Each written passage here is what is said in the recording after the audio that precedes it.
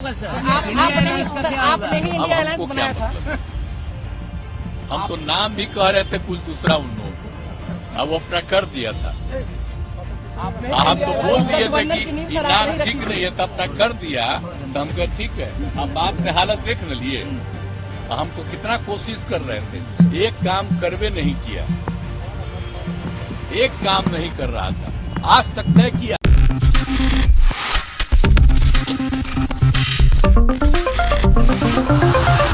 बिहार के मुख्यमंत्री नीतीश कुमार ने जिस तरह से एक बार फिर से पलटी मारी है, उनके इस फैसले से तमाम राजनीतिक दलों की मुश्किलें बढ़ती हुई दिखाई दे रही हैं। इंडिया ब्लॉक जिसे बनाने की पहल नीतीश कुमार की तरफ से ही की गई थी और वही ब्लॉक वह तोड़ते हुए नजर आए हैं। बीजेपी के साथ एक बार फिर से जेडीयू का गठबंधन बिहार में हो चुका है।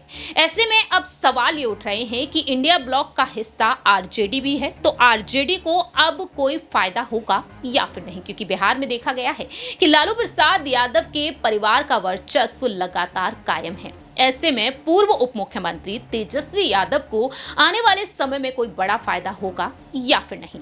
नमस्कार, मैं प्रांशु राठौर और आप देख रहे हैं नेक्स्ट 9 न्यूज। स्वागत है आपका हमारे खास प्रोग्राम सियासी सच में, जिसमें हम तेजस्वी यादव को लेकर एक बार फिर से बात रखेंगे। तेजस्वी यादव जिस तरह से उप मुख्यमंत्री के पद पर रहे, बीते पिछले साल बीजेपी के साथ जेडीयू का गठबंधन टूटा और आरजेडी और जेडीयू साथ में आ गए। लालू यादव और तेजस्वी यादव के साथ मिलकर नीतीश कुमार ने तमाम रणनीतियां बनाई और देखा गया कि बीते पिछले साल ही इंडिया गठबंधन बना लिया गया, जिसमें 28 राजनीतिक दल हुए, लेकिन एक दल अब बाहर हो चुका है जो जेडीयू है। 27 राजनीतिक दल अब रह चुके हैं। ऐसे में नीतीश कुमार यहां पर एक बड़ी बाजी पलटते हुए नजर आ गए। नीतीश कुमार ने एक बार फिर से पलटी मार दी। पलटू राम के नाम से वह और भी ज्यादा मशहूर हो चुके हैं। यहां पर देखा गया कि नीतीश कुमार के बेहद करीबी दिग्गज नेता जेडीयू के राष्ट्रीय अध्यक्ष रह चुके ललन सिंह को लेकर कयास तेज हुए कि ललन सिंह 10 से 12 विधायकों का समर्थन पाकर तेजस्वी यादव को मुख्यमंत्री बना सकते हैं। और ये जब सुगबुगाहट तेज हुई कि लालू यादव के परिवार के साथ, राजद खेमे के साथ उनकी नजदीकियां बढ़ रही हैं, इसको जैसे ही नीतीश कुमार ने भांप लिया तो नीतीश कुमार ने उन्हें राष्ट्रीय अध्यक्ष के पद से हटा दिया और खुद वह पार्टी की कमान संभालते हुए नजर आए। आज देखा जा रहा है कि ललन सिंह जिस तरीके से जेडीयू और बीजेपी के गठबंधन में तो हैं, लेकिन ललन सिंह की चुप्पी को लेकर तमाम सवाल खड़े हो रहे हैं। पीएम मोदी से उनकी खास मुलाकात हुई और इस मुलाकात के सियासी मायने निकालना शुरू हो गया कि ललन सिंह के लिए एक अच्छा सोच विचार किया जा चुका है। मुंगेर से वह सांसद हैं और ललन सिंह को मोदी कैबिनेट में शामिल किया जा सकता है या फिर ललन सिंह एक बार फिर से राष्ट्रीय अध्यक्ष पद पर देखने को मिल सकता है। अब देखने वाली बात होगी क्या ललन सिंह के लिए कोई सोच विचार कर रखा है या फिर नहीं।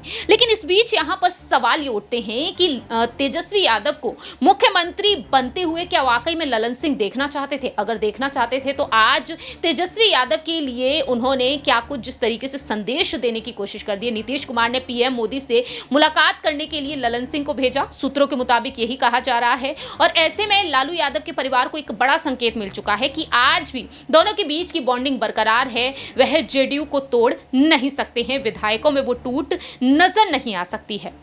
अब देखना होगा कि 10 से 12 विधायकों को लेकर दावे किए जा रहे थे, 17-18 विधायकों को लेकर दावा किया जा रहा कि एक बड़ी टूट ललन सिंह पैदा कर सकते हैं। लेकिन यहां पर तेजस्वी यादव अपने ही दम पर तमाम अहम फायदे भी उठा सकते हैं, जिस तरीके से नीतीश कुमार ने पाला एक बार फिर से यहां पर बदल लिया है। आपको जानकारी दे दें कि कुछ पॉइंट्स निकलकर सामने आते हैं और इन पॉइंट्स पर अगर रुक कर लिया जाए तो तेजस्वी यादव बिहार की सत्ता में एक बड़ा खेला करने में अब भी कामयाब हो सकते हैं। उनको तमाम बड़े बड़े फायदे मिल रहे हैं। सबसे बड़ा फायदा यहां पर यह है कि तेजस्वी यादव को खुद की छवि और भी ज्यादा चमकाने का मौका मिल रहा है और इससे पहले उन्हें किसी भी काम में नीतीश कुमार का श्रेय देना ही होता था। लेकिन अब तेजस्वी यादव मुख्यमंत्री पद की दावेदारी के लिए अगर 2025 के विधानसभा चुनाव में खुद को आगे रखते हैं तो तेजस्वी यादव अपने दम पर वो तमाम काम करते हुए नजर आएंगे। दूसरी बड़ी बात यह है कि यहां पर नीतीश कुमार के पाले में मुस्लिम वोटर्स जो रहे अपनी तरफ खींचने का उन्हें मौका मिलेगा। भाजपा के साथ जाने के चलते नीतीश कुमार को अल्पसंख्यक वोटर्स का नुकसान अब हो सकता है। तीसरी बड़ी बात यह है कि लोकसभा चुनाव में सीटों के बंटवारे को लेकर अब माथापच्ची उन्हें नहीं करनी पड़ेगी, यानी कि राजद को। और ऐसे में जेडीयू की 16 सीटों की डिमांड ने आरजेडी की टेंशन जो बढ़ा दी थी। क्योंकि 16 लोकसभा सीटें जेडीयू के पास है, जेडीयू उन पर कब्जा करके बैठी है और 17 पर बीजेपी का कब्जा है, तो यहां पर राजद को इतनी जद्दोजहद नहीं करनी पड़ेगी। वहीं इसके अलावा एक और अहम बात निकल कर आती है कि तेजस्वी यादव शिक्षक नियुक्ति का क्रेडिट लेकर शिक्षकों के परिवार का वोट लेने की कोशिश कर सकते हैं और लोगों को वो ये बता सकते हैं कि हमारे प्रयास से 2 लाख से अधिक शिक्षकों को नौकरी दी गई है। इसके अलावा देखा गया है कि नीतीश कुमार पर धोखा देने का जो आरोप लगा, भाजपा की तरफ यादव वोटर्स को अपनी तरफ खींचने की वह कोशिश कर सकते हैं। आपको जानकारी दे दें कि बिहार विधानसभा सीटों का जो आंकड़ा है, आरजेडी के पास यहां पर देखा जाए 80 के तकरीबन सीटें हैं, विधायक यहां पर 78 हैं, जेडीयू के 45, कांग्रेस के 19 और लेफ्ट के पास यहां पर 16 हैं, एआईएमआईएम के पास 1 है और हम पार्टी के पास 4 हैं और निर्दलीय के पास 1 है। तो ऐसे में नीतीश कुमार जिस तरीके से इस्तीफा देकर एक बार फिर से बीजेपी से जुड़ गए हैं, तो कहीं ना कहीं उन्हें यही लगा कि इंडिया ब्लॉक में रहकर उन्हें कोई फायदा तो नहीं होगा, क्योंकि देखा गया कि नीतीश कुमार ने जिस तरीके से 9वीं बार मुख्यमंत्री के तौर पर शपथ ली, बीजेपी के साथ एक बार फिर से जेडीयू का गठबंधन हुआ। उस गठबंधन के बाद नीतीश कुमार ने यह साफ कह दिया कि देखिए अब हम यहीं रहेंगे और ये गठबंधन ऐसे ही चलता रहेगा। अब आने वाले समय में यह देखने वाली बात होगी क्या यहां पर नीतीश कुमार के इस कदम से, इस धोखे से तेजस्वी यादव को सीएम बनने का मौका मिलेगा या फिर नहीं। अगर उन्हें ऐसा ही मौका मिलता है तो क्या ललन सिंह यहां पर एक बड़ी कोशिश करते हुए नजर आएंगे जब उन्हें वह सीएम बनते हुए देखेंगे। सीएम पद की दावेदारी के लिए तेजस्वी यादव अगर आगे नजर आते हैं आने वाले समय में, तो क्या ललन सिंह एक बड़ी बगावत करते हुए नजर आ सकते हैं। फिलहाल देखा जाए तो ललन सिंह को लेकर यही कहा जा रहा है कि कहीं ना कहीं वह अलग थलग नजर आ रहे हैं। ललन सिंह चुप्पी भी साधे हुए हैं। पीएम मोदी से मुलाकात के बाद कई बड़े बड़े संकेत अब राजद को दिए जा चुके हैं, लेकिन ललन सिंह के मन में आखिरकार क्या कुछ है ये सिर्फ और सिर्फ ललन सिंह ही बता सकते हैं। और ऐसे में यहां पर आने वाले समय में देखना होगा कि तेजस्वी यादव के समर्थन में ललन सिंह आगे भी एक बड़ी कोशिश करते हुए नजर आएंगे या फिर नहीं। लोकसभा चुनाव से पहले एक बड़ा खेला वह कर देंगे या फिर लोकसभा चुनाव के बाद, क्योंकि फिलहाल तो देखा जाए जेडीयू को मजबूत बनाए रखना है, 40 लोकसभा सीटों पर पकड़ को मजबूत बनाए रखना है जेडीयू और बीजेपी को। ऐसे में ललन सिंह का साथ बेहद जरूरी है। एक बड़े ही दिग्गज नेता है, पार्टी के वो अध्यक्ष रह चुके हैं और ऐसे में ललन सिंह अगर एक बड़ी बगावत करते हैं, अगर वह राजद के साथ जाते हैं, तो कांग्रेस राजद इस इंडिया गठबंधन को काफी बड़ा फायदा हो सकता है। विधायकों में बड़ी टूट यहां पर देखने को मिल सकती है। अब यही देखना होगा कि तेजस्वी यादव वाकई में मुख्यमंत्री पद की दावेदारी के लिए 2025 में खुद को आगे करते हैं। ईडी सीबीआई के चंगुल में जिस तरीके से वह नीतीश कुमार के 9वीं बार मुख्यमंत्री के पद पर आने के बाद जिस तरह से वह फंसते हुए नजर आए हैं, परिवार के सदस्यों से पूछताछ चल रही है ईडी के अधिकारियों द्वारा। ऐसे में ललन सिंह क्या वाकई में यादव कुनबे के समर्थन में दिखाई देंगे या फिर नहीं, ये बड़ा सवाल अब भी उठ रहा है। देखते हैं कि आने वाले दिनों में 2025 में क्या तेजस्वी यादव के साथ ललन सिंह का साथ देखने को मिलेगा या नहीं।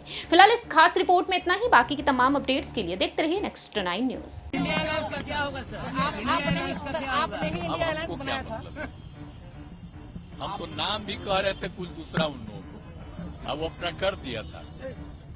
हम तो बोल दिए थे कि नाम ठीक नहीं है तो अपना कर दिया, तो हम कहे ठीक है। अब बाद में हालत देख न लिए, हम तो कितना कोशिश कर रहे थे, एक काम करवे नहीं किया, एक काम नहीं कर रहा था। आज तक तय किया कि कौन पार्टी कितना लड़ेगी, कुछ नहीं। हम तो फिर छोड़ दिए कि भाई छोड़ो भाई, और छोड़ करके हम अपना आ गए।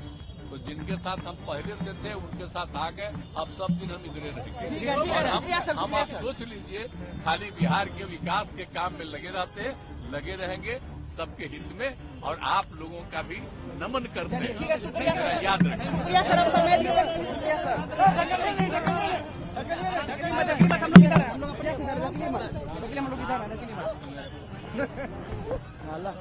अरे बाप रे बाप।